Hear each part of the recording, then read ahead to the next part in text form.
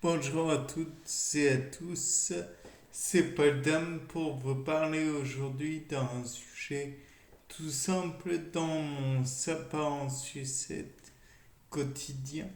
Donc là, je me suis dit, bactériologie. Alors, vous savez tous que les bactéries font parfois face à des virus, les bactériophages. Et donc, ceux-ci vont détourner la machinerie cellulaire pour se faire reproduire, ou plutôt pour faire reproduire des particules virales, et donc ainsi faire reproduire leur matériel génétique, ainsi que le restant des éléments constitutifs des bactériophages ou autres virus en fait qui pourraient être utiles à ceux-ci bien sûr. Donc je me suis dit que peut-être que la bactérie saurait, entre guillemets, saurait, euh, dans un élan de comment dire, de générosité vis-à-vis de ses concerts. Ça n'a aucun sens dit comme tel, mais voilà.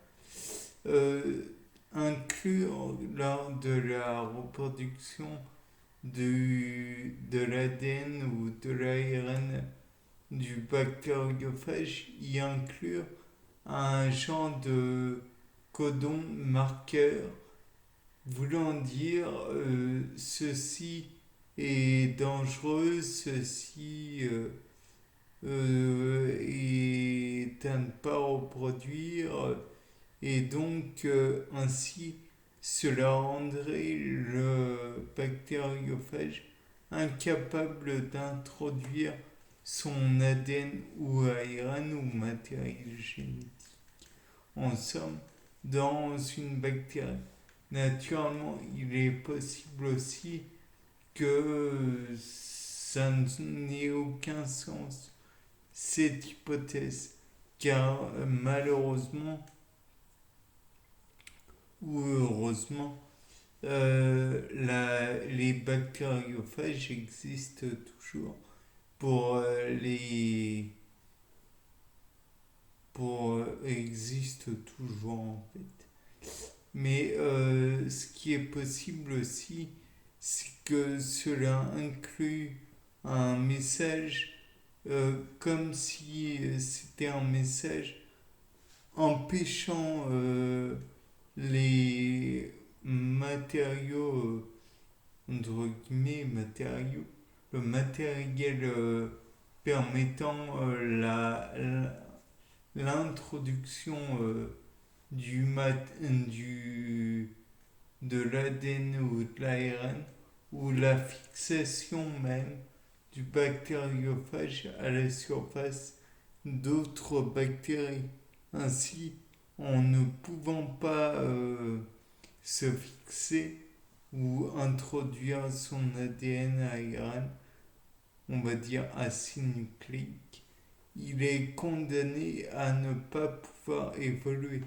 De plus, étant donné que l'ADN et l'ARN sont soumis parfois à l'érosion euh, érosion du matériel en question, il est envisageable que cela détruise petit à petit la, la matière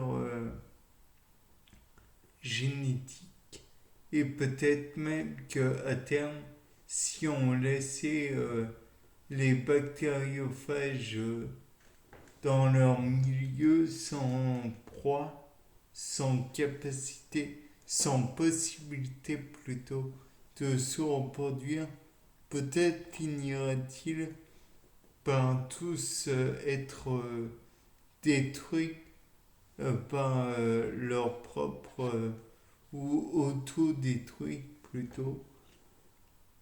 Ou alors peut-être que si comment dire, la cellule, la bactérie pouvait reconnaître l'ADN ou l'acide nucléique qui est considéré dû à comment dire, un débris cellulaire qui serait laissé avec l'empreinte, entre guillemets, empreinte de, du virus. Peut-être que à terme, celui-ci finirait par être comme, comment dire, remarqué et donc pourrait être empêché d'agir.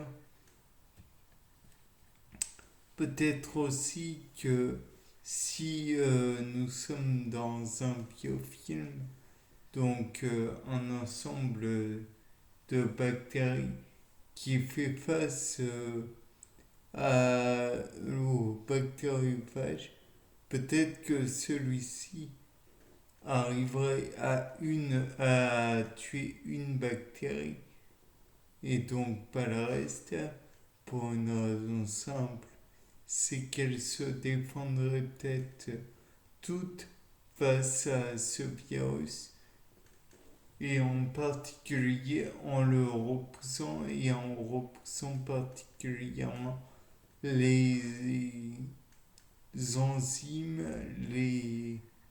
et autres protéines nécessaires à l'inclusion forcée, dirons-nous, du matériel génétique du bactériophage considéré. Après, tout cela ne reste que de la théorie. Il n'y a pas de preuve, donc je laisse le droit aux autres scientifiques de le prouver. Bien, c'était Paul Dame pour un nouveau sapin en sucette. Au revoir.